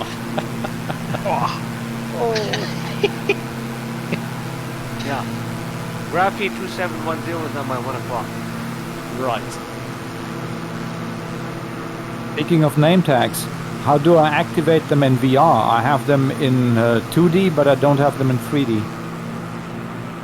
Function F12 usually. Oh well, that's for the mugs one. Mine's function F12, but there is another control I can't remember. Backspace maybe?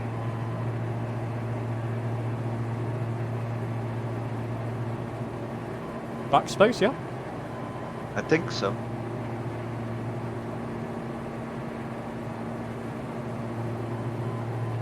Yes, does work as well. Yeah.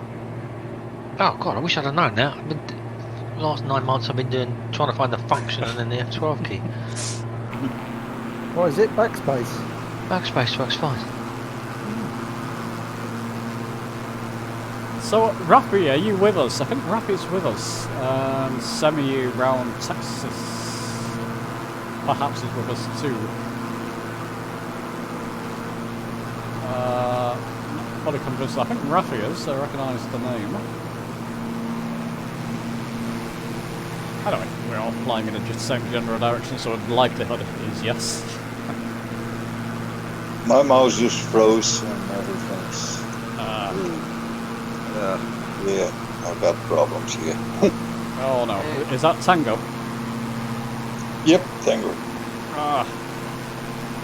It's still flying along, I see. Maybe just keep coming in this general direction. I've never been able to get my mouse to work on the Xbox since the update. Really? Yeah, I think people say turn it off, turn it on. It's done nothing. It just. Have you got a wireless one, or is it wireless or wired? No, it's wired. Yeah, it's wired straight into the Xbox. It's all lit up, so it's got power to it. Just doesn't correspond anything on the screen. So I'm always using my controller. Sorry, doing this is a constable off the wall. Just flying next to that. He's going down, fella. Just double check to make sure. Illegal activity. I was going to say, shocking. Just double check to make sure that it's got you can take that to the judge. function set to the buttons.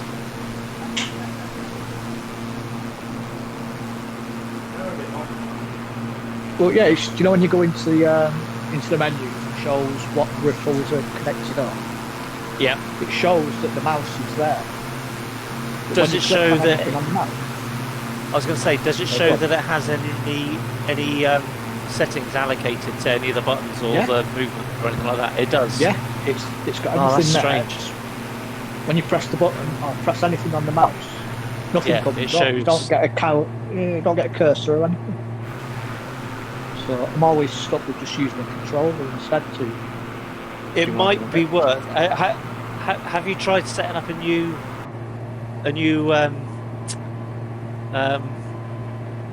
what's the word? A new layout for it, and then reallocating the functions to that new layout? Not done that, so maybe I might do that after this flight. It might be worth giving it a go, just to see how you get on. Right turn here, guys. I think. Martin, that was stunning flying. I captured all that while you chaps were talking. I was capturing Martin sort of darting around my aircraft. It was wonderful. Okay, Hamilton, we're just about to fly through it. Yeah, in fact, it's just turning for me, so I'm likely to go to turn the ADF box off now. Get rid of that box, I don't need it. I'm going to go to nav 1. And go to CDI button and go to your VOR one there. I'll keep it on autopilot for the moment. I'm using the CDI knob to the right on the left G1000 just to get the lines conjoined. And it will give me a general direction. I need to go the other way. Mousing up on the CDI knob in my case. I think you'll have to do the same to get those lines conjoined. Joined together. There we go. I'm going to move my heading bug to where those lines, the big arrow, is pointing. big green arrow on. So did you get that, chaps? I've changed CDI to VOR1. And I've put the Toronto VOR as active now, so 112.15. Turning ADF off, I don't need it anymore. Are you all okay? Oh yeah. Yeah, VOR works. Right. Right. That's a relief. That's only down to you, James, and your historical videos that I've got this. Oh, that's good to hear. No, it is. It's becoming almost second nature now, and it's always only down to you. So thank you. Most welcome. I need to watch your videos, James. I'm surprised by you do sometimes. I help.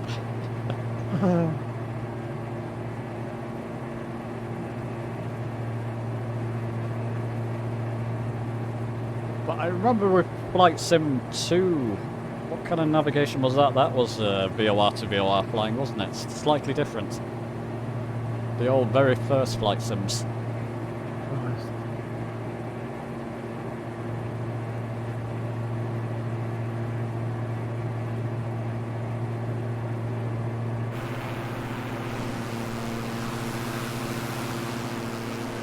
There we go, and we should get, with the bearing button as well, we'll get the bearing, so PFD options, in case you don't know this, bearing 1 to VOR 1, or nav 1 rather, and showing 33 nautical miles out from Toronto.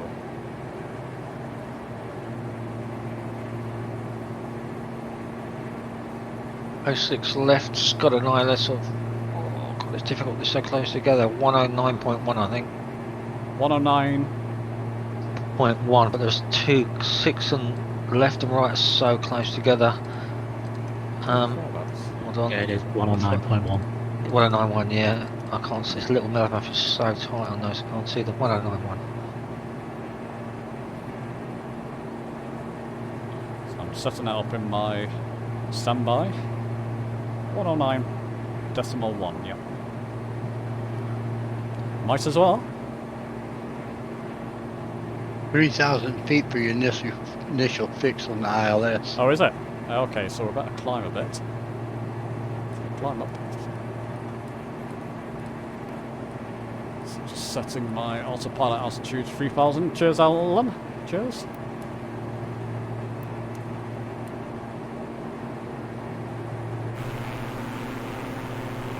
And we're going to get into more cityscape scenery now. Bit of a warning, at least on my system, Toronto takes time to spawn in for some reason. It's particularly the airport, so just be aware of that. Not really had that issue anywhere else, but for some reason the airport takes time to spawn in.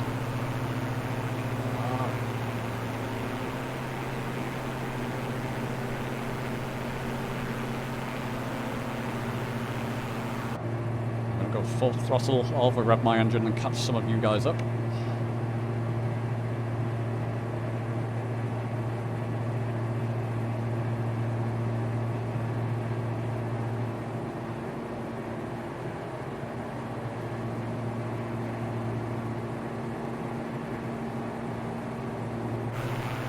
Are you all okay? Is anybody lost?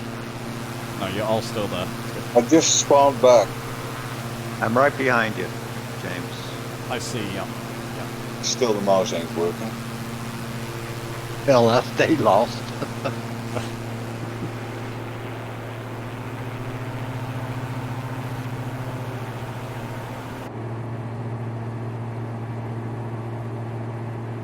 Passing 2,200.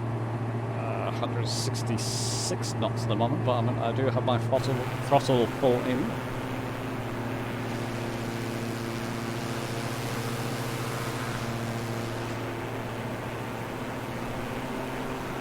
Yeah, screenshot of the Mon Compo competition, chaps. Still open, lots of entries this month. Do have a prize in mind, but you've got a couple of days to enter screenshot of the Mon Compo on Discord. It's good fun. Going to be a difficult month to judge this month, but that's good.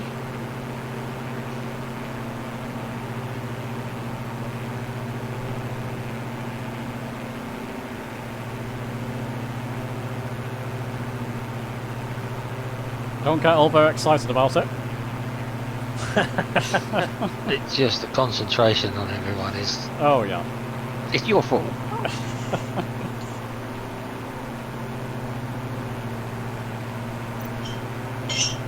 Everybody's busy looking at screens and twiddling knobs. Yeah, and next month it'll be December by the time I announce November's screenshot of the month. So I'm going to make that an extra special month. I'll probably leave it to mid-December and give a special prize out in December.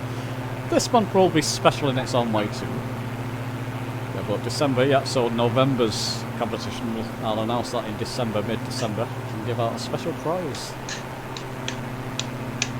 Get those screenshots in, people. Good ones on there. Some really nice ones on there. Including one from yourself, Steve. I've got you're in the running this month. Oh yeah. Could have been. It's a shame that other one. I posted one that wasn't mine. Yeah. I thought it appeared in my box. I went, oh, that's lovely. I don't remember taking it. And then I checked the picture date, and then, no, I didn't take it. Thankfully, you admitted that. And Dave, Yeah. both Daves, One More Way and Disco, you two are also have some stunning screenshots there. So, Cheers. You?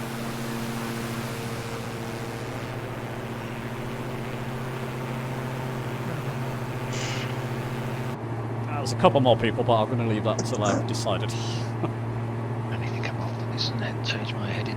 I'm going to miss the flight.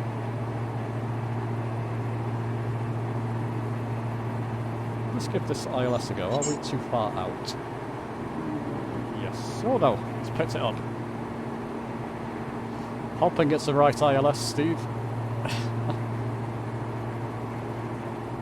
Let me try and zoom in again and double check. 6 left, yeah. 6 left. yes. Comes up. Yeah, 6 left. The identifier is LIS. ILS 6L ILS. 109.10. So Yeah. it's my eyes. ILS. Yeah. Yeah, 109.1. IJS, right? I've got it at IJS as well. Okay. IJS. Right. Good. So I was right. Yeah. Okay. Good. Good. Oh, poo. Am I right that our destination is Charlie Yankee Yankee Zulu? Correct. Yes. Yes, correct. Thanks. There we go. Let's use the CDI knob to get those lines back in.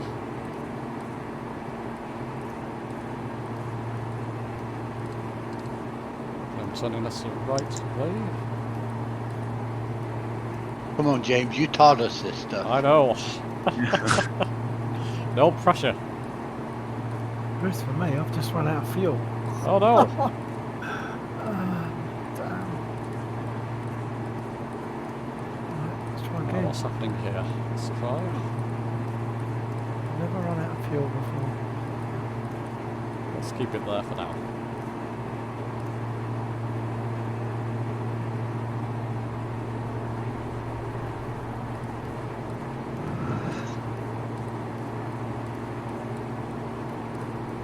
Sorry for the silence, chaps at home. We're all twiddling our knobs. Concentrate. For want of a better word. Speak for yourself. Just looking for the lock onto that location and guides like, come on little GS, light up in green. Come on, I'm just passing the outer one. Start turning. Come on, come on. I've got the G at least. Come on, baby, turn, turn, turn. Alone.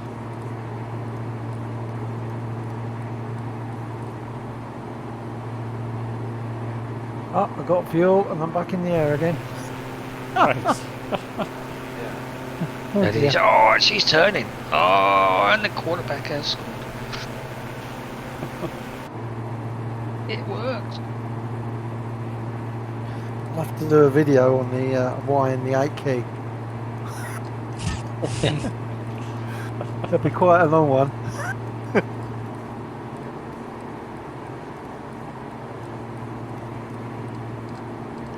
Which of the runways are we supposed to take? 6 left. To be honest, it'll be the last runway, so you can decide.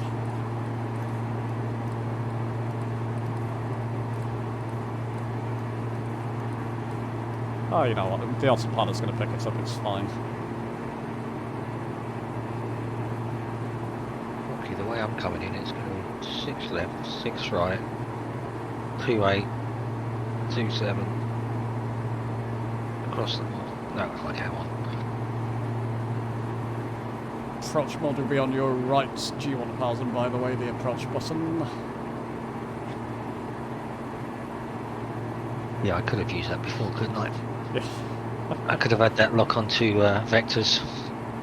There we go. But I did it Too manually. far away from it to lock on, but I'm locked on now. I'm in approach mode. I hope. Seems to be keeping it central. Should be fine. The autopilot's got control there.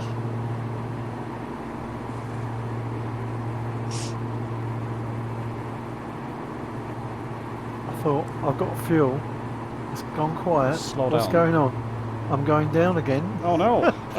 No, and then I realised I need to put the Which throttle up tank? again. Yeah. Okay, what's happening? Doesn't look right.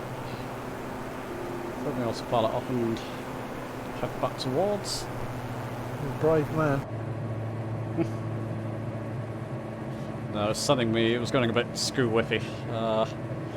My mistake, I set something up slightly wrong. I was messing around with the CDI knob too much.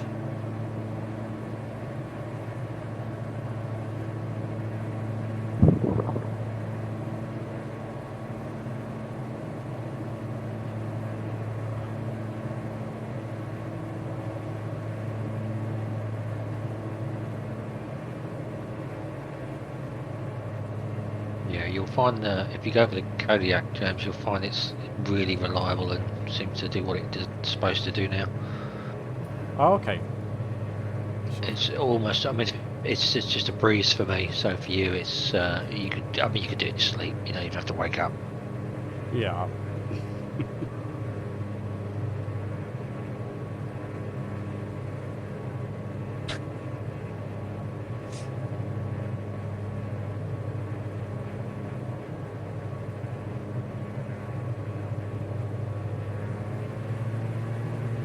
I'm going to see how far it takes me onto the runway on autopilot last minute. I'm going to wait to the very last minute to check that out. It's absolutely spot on. Wonderful. Pappies. Put your gear down, guys. No sliding across the runway. Too late for that.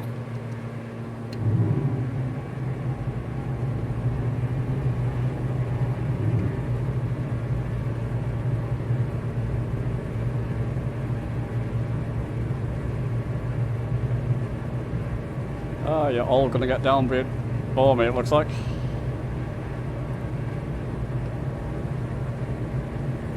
Oh my, that's taking me straight down onto the runway, and is it flaring? Very nice. I don't believe it, it's actually flaring out. No. No way. Oh. It's Really? holy cow. Oh, that's amazing.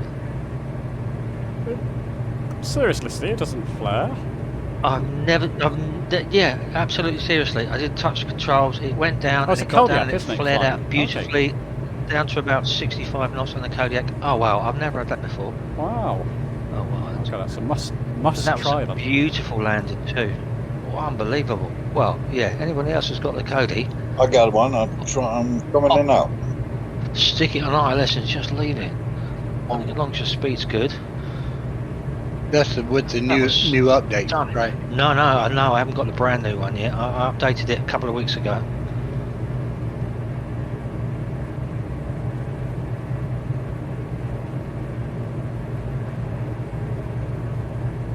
Wow.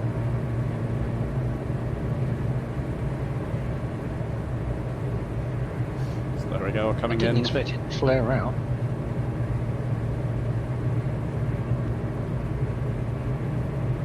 No, that's the first. I didn't know that was possible. Well, I'm hoping not just me, just see who else. I think Theo's on it, hasn't he?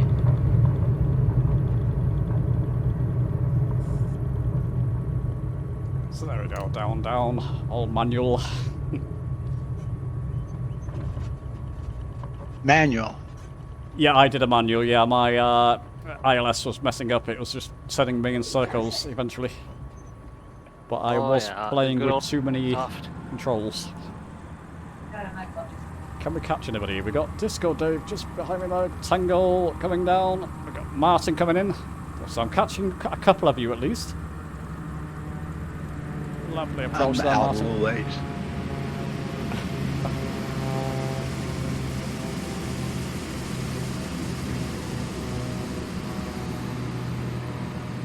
So that was over a couple of hours, chaps, but we did have all those issues at the beginning of the stream, so we have to factor that in. I'm going to try and get this up tonight. I'll just do a little bit of editing and get it out tonight. So at least the people who are expecting a live stream will hopefully understand. Very nice, Martin. Thank you. Alan? I hope it's not YouTube. I hope it's not YouTube messing up. I've got a live stream Halloween flight tonight. Have you? Oh, well, let us know. Yeah, I'll let you know if he had problems or not tonight.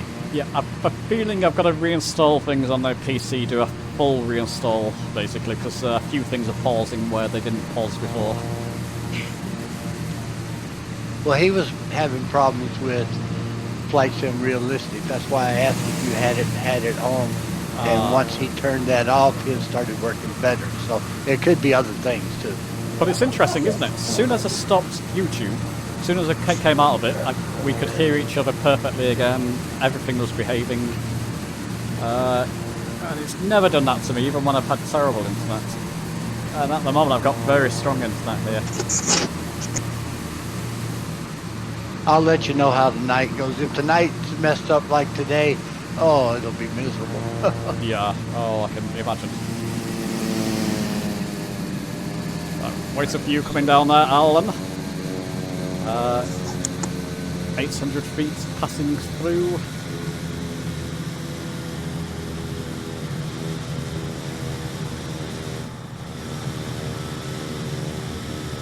Good to see a good number of you in the Diamond as well. What do you think of the Diamond, chaps, those who are flying it? I like it. I like it better with they have the mods now with it. Oh, what are they? They have a mod so you can actually do the FD run up now. Nice. Yeah, it's I think it's called Overkill Simulations. That's the flight director, yeah? Yeah, the flight director. Wow. Okay, I'll have to look into that. So when you push a button, the engine will automatically do a run up where before it didn't. Okay, thanks. I shall look that up. Look into it. Very nice, Alan. Yeah. Very nice landing. Listen, chaps, thanks for joining me. Not quite the live stream we expected, but it's going to be a video, and it is recording. So watch out for great an hour. fun, James. Yeah, bless you. Thank you. Always love live streams. It was not live, man. Gesundheit. Yeah, someone's had a real sneezing attack there. Perfect way to finish. Chaps, I'll see you soon. I'll try and get these issues sorted. Alan, please let me know if they run into issues as well. Then at least I know it's not just me, but I think it is possibly on my end.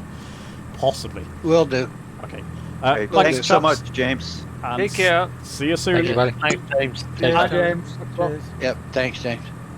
See ya. See ya. Right, I'm going to do that ILS approach again and see if that was just a fluke. So there you go, chaps. Just finished up the video. I'll just put Discord on deafen just for a moment. Yeah, it's a video hour, and look, a lot of the people who joined in were on the live stream chat, so it's great fun. Anyway, I'll see you soon.